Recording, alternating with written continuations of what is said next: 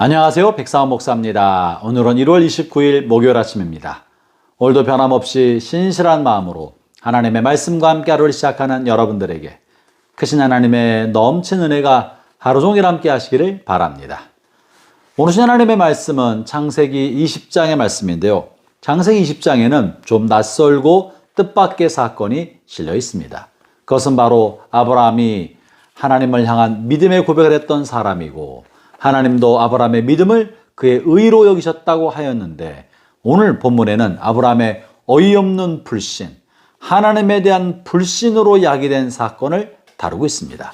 그것은 바로 아브라함이 하나님께서 머물도록 한 땅을 벗어나서 남방 네겝으로 가고, 그리고 그랄 땅에 들어가서 잠시 머물게 됩니다. 그가 왜 그랄 땅에 갔는지 알 길은 좀 모호합니다. 아마도 가나안 땅 유역에 기근이 들어서 좀 나은 곳으로 옮기지 않았나 생각을 합니다. 그런데 그랄 땅에 살 때 그랄 족속으로부터 생명의 위협을 느껴서 그가 자신의 아내를 누이라고 또 한 번 속입니다. 한번 젊은 날에 애굽에 내려갔을 때도 그 같은 실수를 하였더니 나이 많이 먹어서도 똑같은 잘못을 반복하였던 것입니다. 그러자 그랄 왕 아비멜렉이 자신의 누이라고 말한 사례를, 아브라함이 그렇게 말하자 사례를 후처로 데려갔죠. 그러나 그가 동침하기 전에 하나님이 아비멜렉의 꿈에 나타나서 이 사람은 아브라함의 아내고 네가 남의 아내에게 이같이 하였기 때문에 내가 너와 너의 가족을 모두 죽일 것이다 하는 존엄한 심판의 경고를 합니다. 그러자 두려워서 아비멜렉은 사례를 돌려보내고 또 예물까지 주어서 돌려보내게 되지 않습니까? 이 모든 과정의 근원은 아브라함이 하나님을 신뢰하지 않았기 때문에 생긴 일이었습니다. 여러분, 바로 창세기 17장에서 하나님께서 아브라함에게 자식을 주겠다고 약속하셨고, 또 사라에게도 너의 몸을 통해서 자식이 태어날 거라고 약속하셨습니다. 사라가 비록 웃었으나 사실이라고 확인해 주지 않으셨습니까? 그럼에도 불구하고 아브라함은 오늘 본문에서 자신의 씨를 받아 하나님의 약속의 자식을 낳을 여인인 사례를 그랄 왕에게 후처로 들려보내는 참으로 어리석은 일을 범하게 된 것입니다. 본문 1절부터 2절이 그것입니다. 아브라함이 거기서 네겝 땅으로 옮겨가 가데스와 술 사이 그랄에 거류하며 그의 아내 사라를 자기 누이라 하였으므로 그랄 왕 아비멜렉이 사람을 보내어 사라를 데려갔더라. 그랄 왕이 사라를 데려간 것은 약탈해 간 것이 아닙니다. 후처로 삼고자 데려간 것이고, 이것은 아브라함의 동의 없이는 이루어질 수 없는 일이었던 것입니다. 이 일이 어떻게 생길 수 있습니까? 도대체 하나님을 믿었던 아브라함이 어떻게 하나님께서 자신을 돌봐주실 것을 믿지 아니하고 자신의 생명을 스스로 지키기 위하여 거짓을 말할 수 있었겠습니까?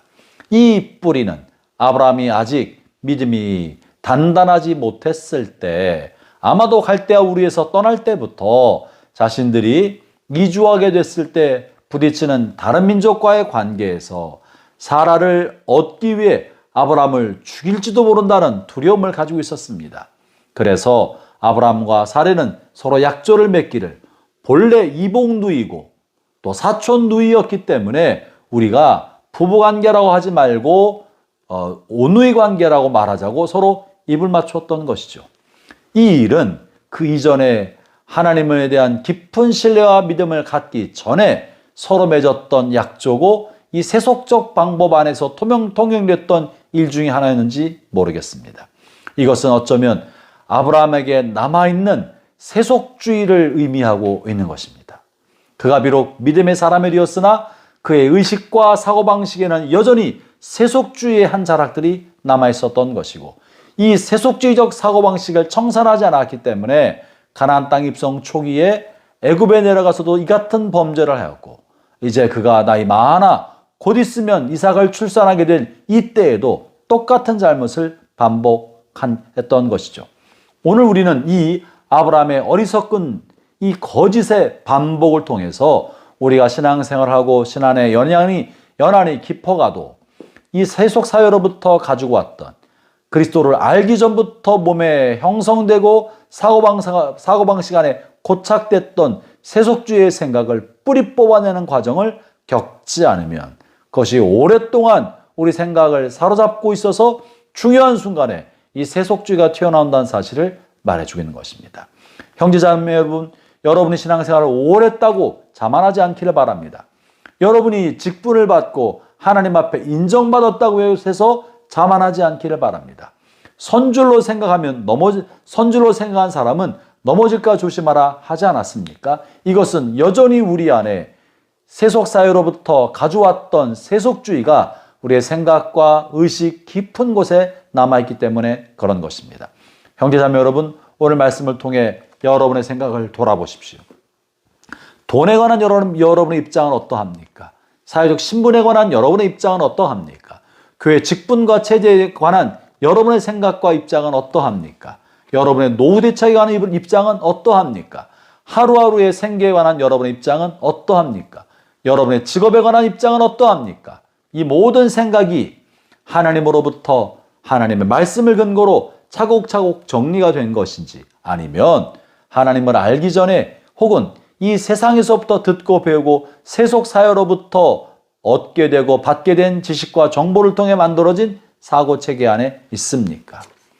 철저히 우리 생각의 뿌리를 점검하고 하나님의 말씀으로 다시 세우지 않는다면 옛날부터 가져왔던 세속적인 생각이 나이가 많고 신앙생활을 오래 해도 여전히 그의 사고방식을 주장하고 있다면 오늘 아브라함 같은 동일한 잘못을 거듭거듭하게 되는 것이고, 이 중요한 순간에 결국 하나님의 약속을 완전히 파괴시킬 만한 잘못을 해버리고 만 것입니다.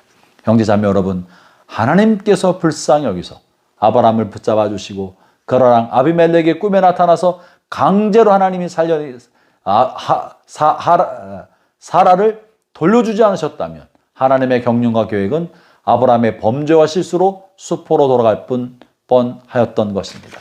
형제자매 여러분, 오늘도 하나님의 말씀으로 여러분 자신의 생각을 잘 정리하십시오. 여러분의 생각을 정비하십시오. 나태하고 게으르고 안일하게 살아갈 것이 아니라 과연 오늘 나의 선택은 하나님의 말씀에 부합한가 자신을 돌아보고 점검하는 하루가 되시기를 바랍니다. 기도하겠습니다. 하나님 아버지, 아브라함이 하나님을 믿고 신앙생활을 했으나 청산하지 않는 생각, 청산하지 않았던 사고방식이 있어서 동일한 범죄를 반복하는 것을 보았습니다.